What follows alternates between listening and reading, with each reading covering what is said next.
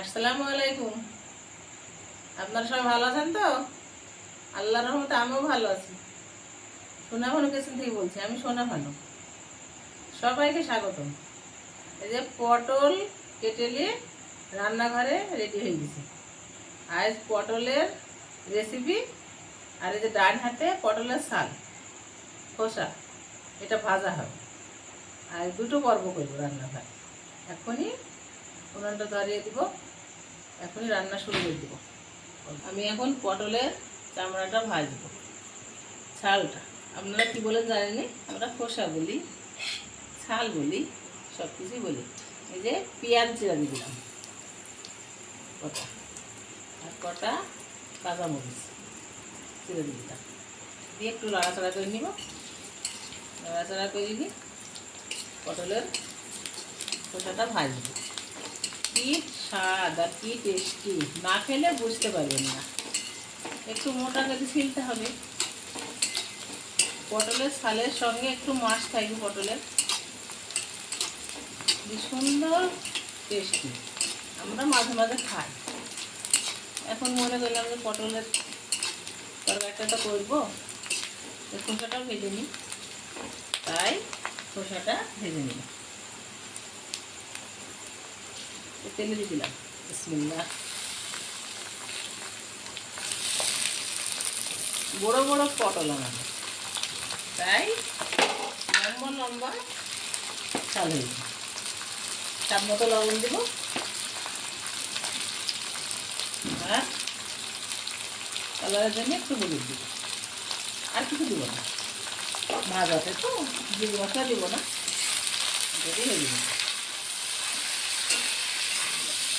কষাটা ভাজতে দিয়েছিলাম, ঢাকা দিয়েছিলাম, আলগা করলাম। নাড়া করা করছি, দেখছেন তো এই যে পাক খেয়ে যাচ্ছে কত সুন্দর হয়ে। এইভাবে ভাজা হয়, আর একটু হেলে হয়ে যাবে। আর একটু আলাদা করি, নামিয়ে সুন্দরভাবে ভাজা হয়ে যাবে। দেখছেন তো কত সুন্দর পাকিয়ে পাকিয়ে গেছে, সুন্দর হয়ে ভাজা হয়ে গেছে। আর একটু ভাজলে কিন্তু পুড়ে যাবে, সেই জন্য এখন আমি এটা একটা পাত্র ঢেলে দেবো। আমি বাটিটাতে ঢেলে নিলাম, সুন্দরভাবে ভাজা হয়ে গেছে। পটলটা রান্না চাপাবো, বিসমিল্লাহ। সরিষার তেল দিলাম অল্প করে। পটলগুলা দিলাম,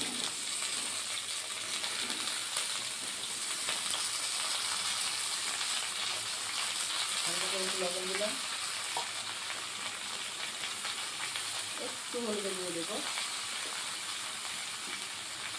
একটু আদা দিয়ে আদা করি, হলুদ লবণটা মাখিয়ে ঢাকা দিই।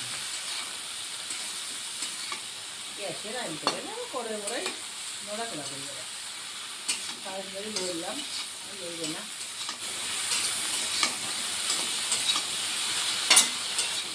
2-3 মিনিট মতো ঢাকা দিতে হবে। 2-3 মিনিট ঢাকা দিয়ে খাওয়ার পর আলগা করি, আবার নাড়াচাড়া দিই। এই যে আমি 3-4 মিনিট ঢাকা দিয়ে রেখেছিলাম, আর গ্যাসটা আস্তে দিয়েছিলাম।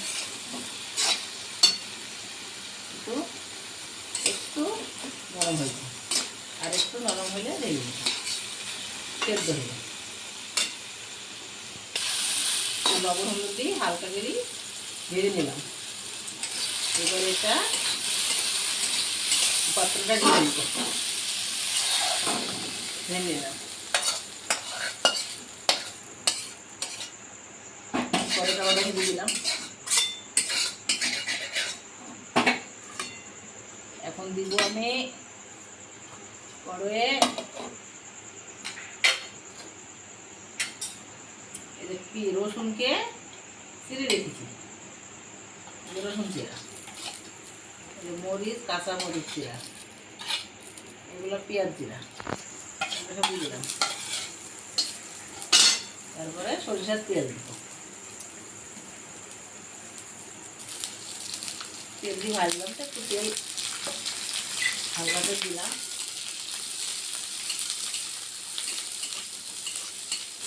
পেঁয়াজগুলো একটু লাল হলে মশলা পেস্ট করে রেখেছি ওটা দিয়ে দেবো। পেঁয়াজটা ঝাল পেঁয়াজ রসুন সব তেলে দিয়েছিলাম, এই যে একটু লাল হয়েছে হালকা, এই যে পেস্ট করা মশলাটা ঢেলে দিই, ঢেলে দিয়ে একটু নাড়াচাড়া করবো।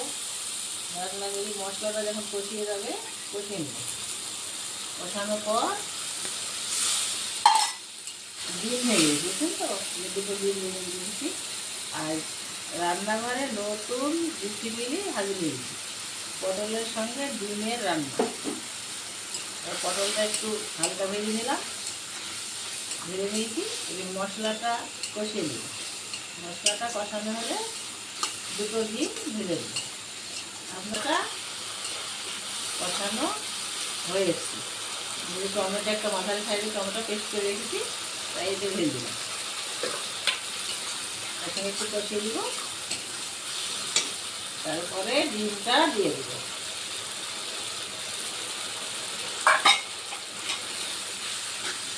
যে সুন্দরভাবে ফুটছে, তেলটা ফিরে যাচ্ছে মশলা থেকে, সুন্দরভাবে কষানো হয়ে গেছে, তেল হয়ে গেছে। আমি একটু ঢেলে দিই, একটা বাটিতে ঢেলে রাখি।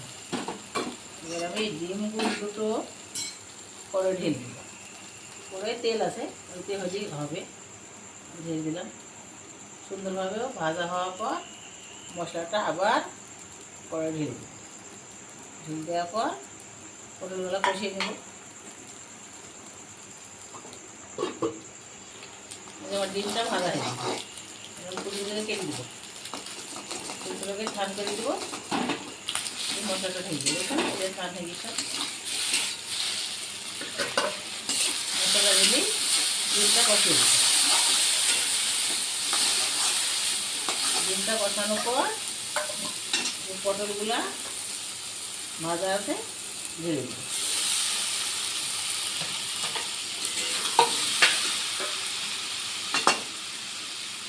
পটল ডিম এক জায়গায় আর একটু কষিয়ে দেবো।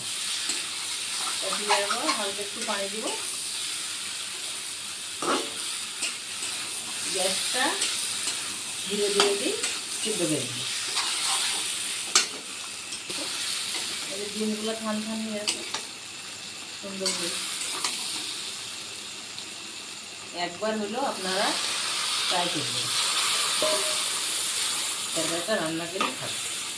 কেউ একটা ডিম দিতে পারেন, কেউ বেশি ডিম দিতে পারেন, যে যেমন খাবেন তার সে তেমন রান্না করবেন। আমি দিয়ে দিলাম, 5 মিনিট ধরেই এটা সিদ্ধ হবে।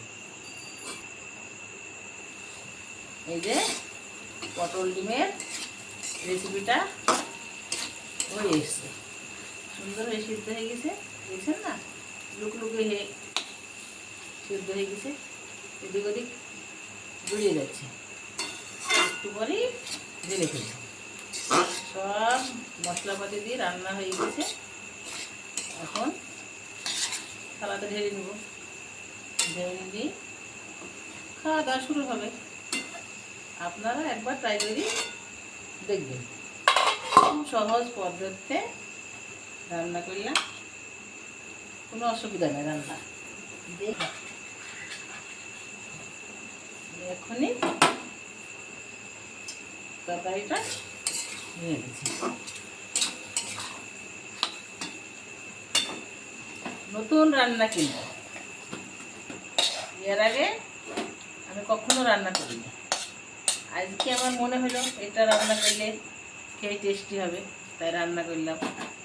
আপনারা সবাই ভালো থাকেন, সুস্থ থাকেন, সুন্দর থাকেন। আমার চ্যানেলটিকে সাবস্ক্রাইব করেন, আর ফেসবুক পেজ খোলা আছে, আপনারা ফলো করেন। আল্লাহ হাফেজ।